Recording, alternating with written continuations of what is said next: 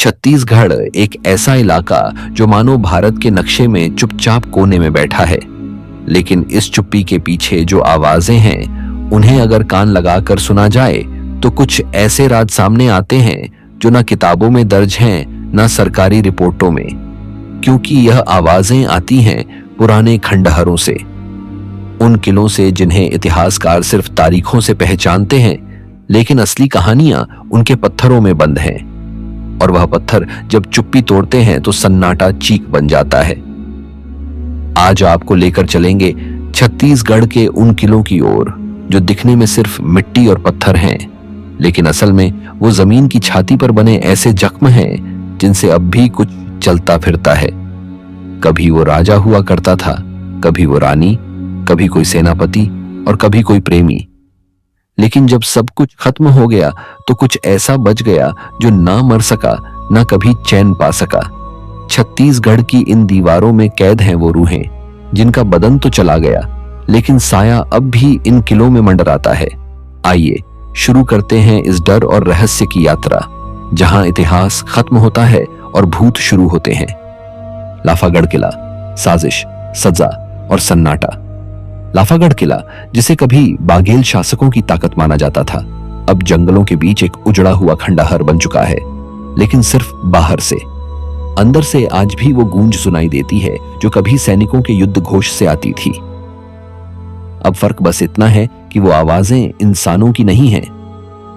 किला कब बना, इसका कोई निश्चित प्रमाण नहीं मिलता, लेकिन स्थानीय मान्यता है कि यह 17वीं शताब्दी में बना था और इसे बाघेल वंश के एक वीर राजा ने अपने युद्ध संचालन के लिए बनवाया था। कहा जाता है कि यह किला इतना सुरक्षित था कि दुश्मन चाहे कितनी भी ताकत ले आए, किले के अंदर घुसना नामुमकिन था।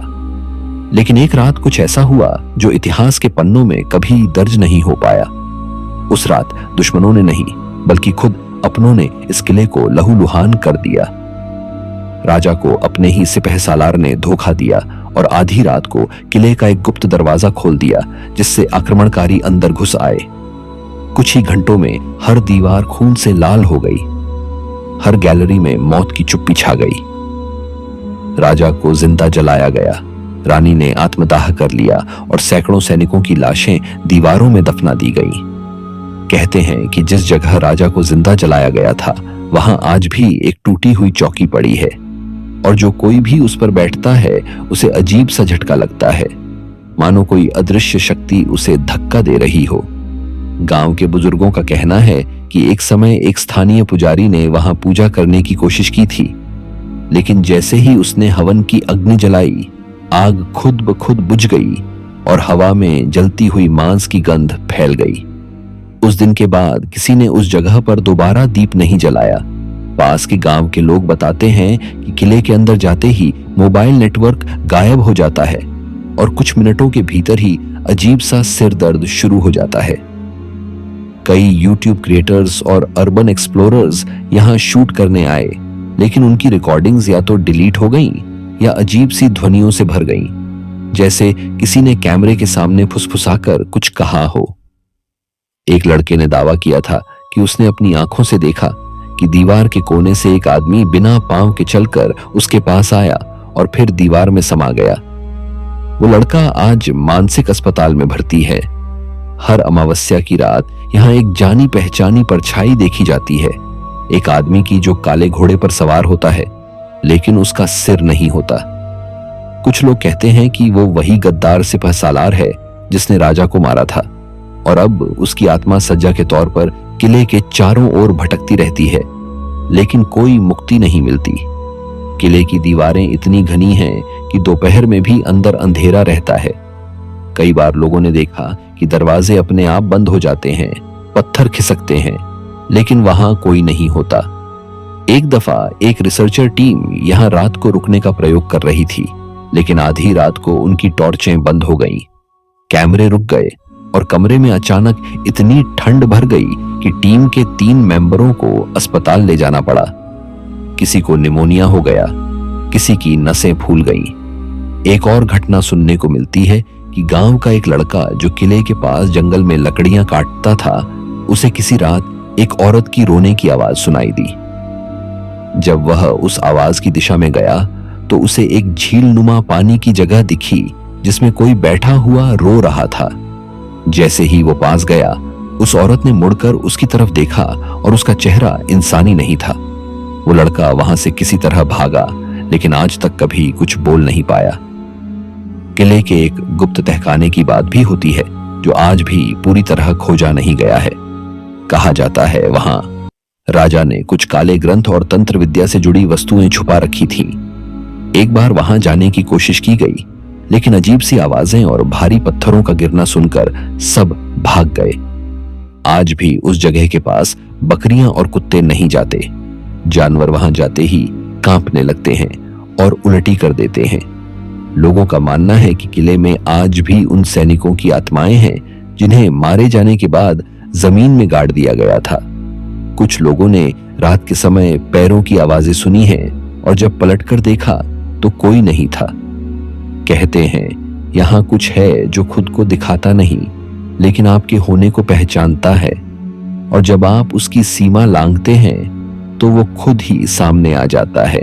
लाफागढ़ किला अब भी वैसा ही है, टूटा, वीरान और रहस्यों से भरा हुआ। सरकार ने इसे ऐतिहासिक स्मारक घोषित किया है, लेकिन यहां कोई गार्ड नहीं रहता। बोर्ड जरूर लगा है, पर जिस पर लिखा है खतरे से खाली नहीं, अपनी जिम्मेदारी पर प्रवेश करें। लोग कहते हैं यहां मत जाना, लेकिन अगर जाना ही चाहो तो सूरज के साथ जाना, क्योंकि जब सूरज डूबता है तो यहां कुछ और जागता है। सिरपुर दुर्ग, जहां पत्थरों में बंद है अधूरी मुक्ति की चीख। सिरपुर छत्तीसगढ़ के महासमुंद जिले में बसा एक ऐसा इलाका है जिसकी जमीन पर जितनी पुरातात्विक परतें हैं, उतनी ही परछाइयां भी। बौद्ध, जैन और हिंदू आस्था का संगम होने के कारण सिरपुर हमेशा से इतिहास का केंद्र रहा है। लेकिन उसी इतिहास के बीच कहीं एक ऐसा किला भी है जो अब नाम भर में रह गया है, सिरपुर दुर्ग। लोग इसे देखकर भ्रमित हो जाते हैं कि ये कोई मंदिर है, कोई प्राचीन संरचना, या बस एक पुरानी दीवारों का ढांचा। लेकिन जो लोग यहाँ रहते हैं, जो पीढ़ियों से इसके पास रहे हैं, उनके लिए यह किला एक शाप है। एक ऐसा शाप जो दिखता नहीं लेकिन जकड़ लेता है। कहा जाता है कि सिरपुर दुर्ग कोई आम सैन्य किला नहीं था। इसे नालंदा के बौद्ध भिक्षुओं ने बनवाया था, न रक्षा के लिए, न सत्ता के लिए, बल्कि तंत्र विद्या और तपस्या के लिए।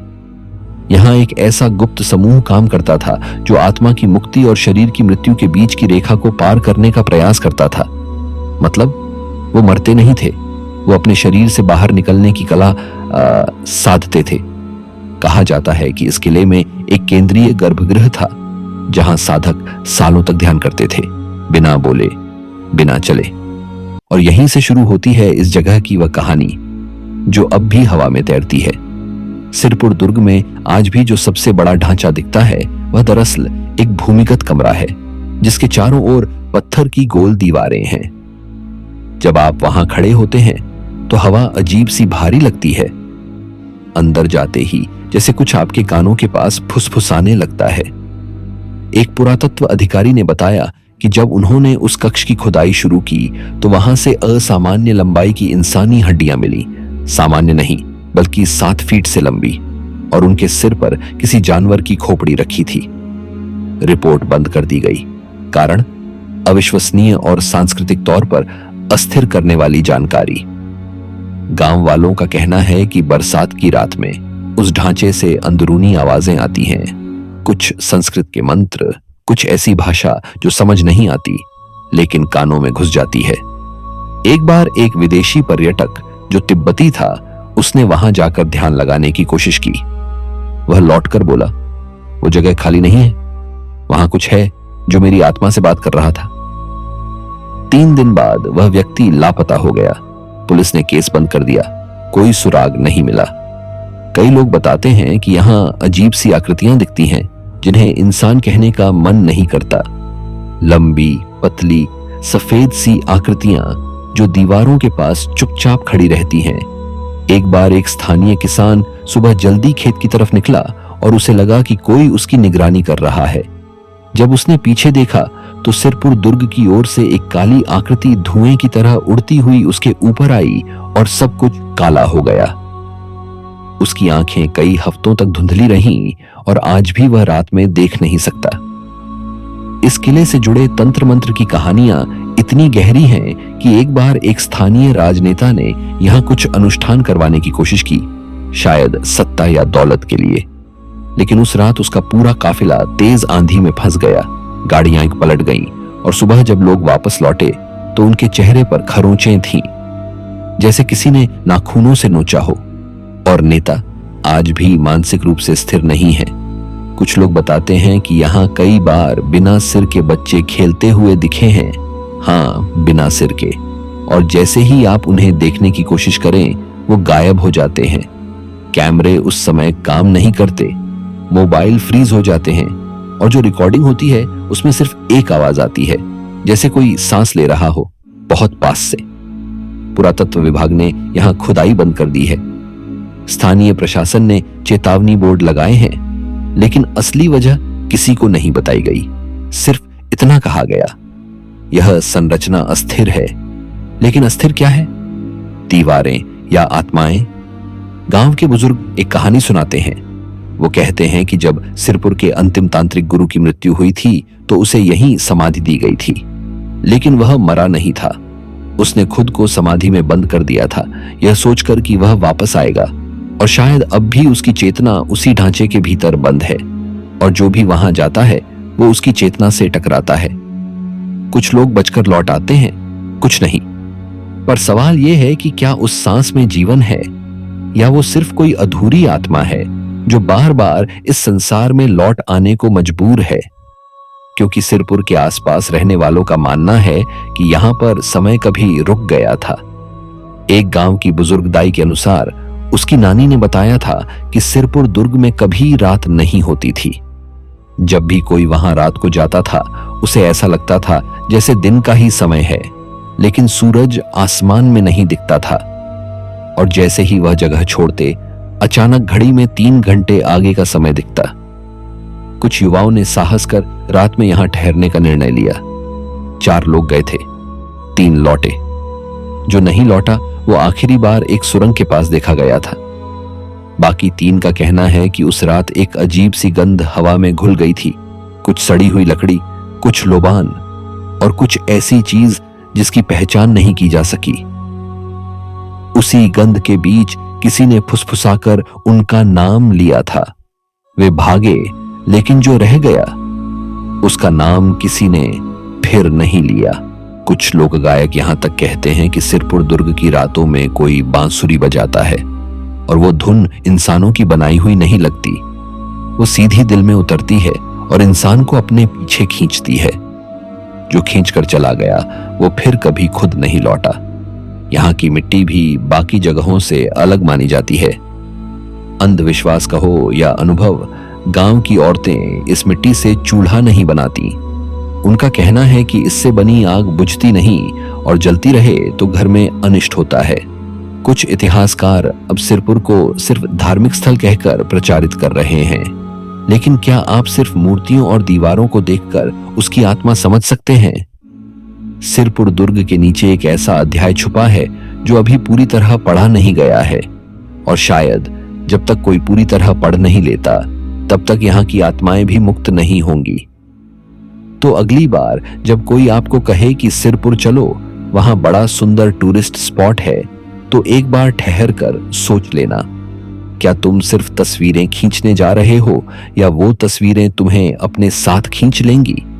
क्योंकि यहां जो छिपा है वो ना समय से बंधा है ना शरीर से, वो सिर्फ इंतजार कर रहा है किसी ऐसे की जो उसे फिर से जगा दे। रतनपुर का किला छत्तीसगढ़ की राजधानी रही। रतनपुर एक समय हैहई वंश की सत्ता का केंद्र थी, और इसी सत्ता का गवाह है रतनपुर किला, जो अब आधा टूटा आधा बसा खंडहर है। बाहर से देखो तो लगेगा जैसे कोई पुरानी हवेली होगी, लेकिन जिस दिन हवा तेज चलती है वहां की दीवारें हिलती नहीं, कुछ और हिलता है। किला 11वीं शताब्दी में राजा रत्नदेव प्रथम द्वारा बनवाया गया था। ये वही राजा हैं जिन्होंने रत्नपुर को राजधानी घोषित किया था। किले के अंदर आज भी महामाया देवी का प्रसिद्ध मंदिर स्थित है, जहां नवरात्र में लाखों श्रद्धालु आते हैं। लेकिन श्रद्धा और डर कभी कभी एक ही रास्ते पर साथ चल देते हैं। स्थानीय लोग बताते हैं कि इस किले में एक सुरंग हुआ करती थी जो जंगलों में दूर तक जाती थी। माना जाता है कि इस सुरंग में एक समय राज्य परिवार का खजाना छिपाया गया था।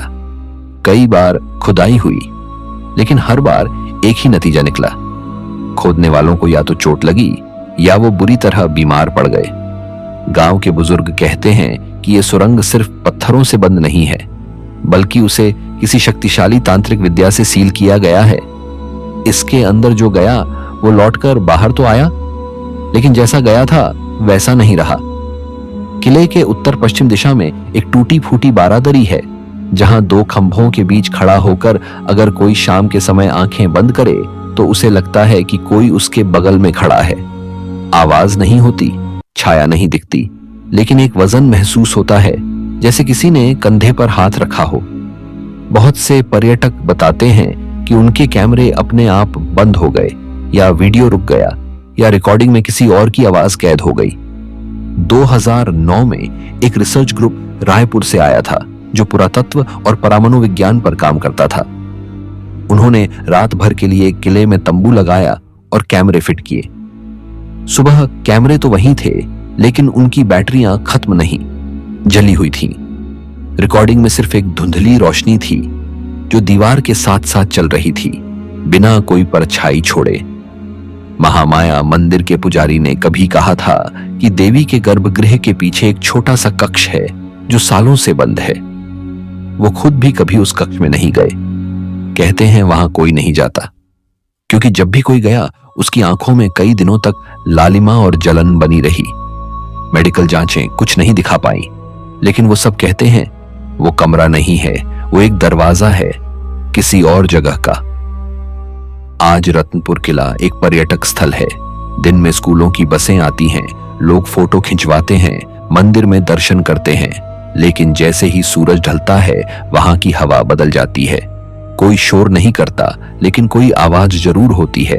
और अगर आप शाम के वक्त वहां खड़े हो जाएं, तो आपको यकीन हो जाएगा कि कुछ जगहों पर इतिहास अब भी जिंदा है, और कभी कभी वो आपको देख भी रहा होता है। धमधा किला। धूप जब इस किले की ईंटों पर गिरती है तो वो रोशनी नहीं देती, एक अजीब सी तपिश देती है, जैसे कि वहां सिर्फ सूरज की किरणें नहीं, कोई पुराना श्राप भी उतरा हो। धमधा किला छत्तीसगढ़ के दुर्ग जिले में बसा हुआ है। बाहर से देखने पर बस एक साधारण सा किला लगता है। कोई खास वास्तुशिल्प नहीं, कोई बड़ी मीनार नहीं, पर इसके अंदर जो दबी हुई हवा है वो सीधी सीने में उतरती है। इतिहास की बात करें तो ये किला 18वीं शताब्दी में नागवंशी राजाओं द्वारा बनवाया गया था। उस समय इसे एक सेना केंद्र के रूप में तैयार किया गया था, जहां से पूरे इलाके पर नजर रखी जा सके। लेकिन एक युद्ध ने सब कुछ बदल दिया। कहते हैं मराठों के आक्रमण के दौरान किले के अंदर बंदी बनाए गए करीब 40 सैनिकों को एक ही रात में जिंदा दफना दिया गया था। सुरंग के अंदर एक दीवार बनाई गई जिसके पीछे वे सब अभी भी हैं। कम से कम स्थानीय लोगों का ऐसा मानना है। इस किले की खास बात यह है कि इसके पास एक पुराना कुआं है जिसे अंधा कुआं कहा जाता है। अंधा इसलिए नहीं कि वो गहरा है, बल्कि इसलिए क्योंकि जो उसमें झांकता है उसकी आंखें कुछ देर के लिए धुंधला देखती हैं। गांव के एक लड़के ने बताया कि उसने कुएं में झांकते समय पानी में अपने पीछे किसी को खड़ा देखा था, लेकिन जब मुड़ा तो वहां कोई नहीं था। उसने बताया कि वह चेहरा कोई साधारण चेहरा नहीं था। उसकी आंखें बिल्कुल सफेद थीं, बिना पुतलियों के। किले की पूर्व दिशा में एक छोटी सी बावड़ी है जिसके किनारे कुछ टूटे हुए दीपक और पुराने लोहे की छड़ें पड़ी हैं। वहां किसी जमाने में बलि दी जाती थी। कहते हैं कि हर साल होली के एक दिन पहले रात को वहां एक काली परछाई दिखाई देती है जो कुछ देर बाद खुद ब खुद बावड़ी में समा जाती है। कोई उसे देखे तो नींद उड़ जाती है, पर जो नहीं देखे उसे कुछ महसूस जरूर होता है, जैसे कोई पीछे खड़ा है। 2017 में एक युवक रायपुर से आया था, डॉक्यूमेंट्री बनाना चाहता था। उसने कहा कि वो रात किले में बिताएगा, कैमरे लगाएगा और असलियत सामने लाएगा। अगली सुबह वो मिला, लेकिन बेजान सा। जिंदा था, पर बोल नहीं पा रहा था। उसका कैमरा चालू मिला, लेकिन उसमें सिर्फ 8 मिनट की फुटेज थी। कैमरे में बस यही दिखा, युवक कैमरे को सेट कर रहा है। फिर अचानक उसकी आंखें चौड़ी हो जाती हैं और वो पीछे पलटकर घूरता है और फिर स्क्रीन ब्लैक हो जाती है। धमधा के लोग आज भी उस किले से दूरी बनाकर रखते हैं। दिन में वहां घूमने जाते हैं, लेकिन सूरज डूबने से पहले सब लौट आते हैं। गांव की एक बुजुर्ग महिला ने बताया, उस किले में कुछ है जो अब भी जागता है। वो कभी कभी गांव की ओर भी चला आता है।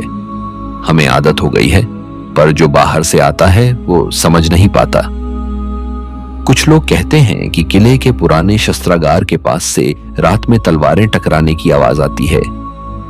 कोई हल्की सी चीख, जैसे कोई युद्ध अब भी चल रहा हो, मगर वहां कोई नहीं होता।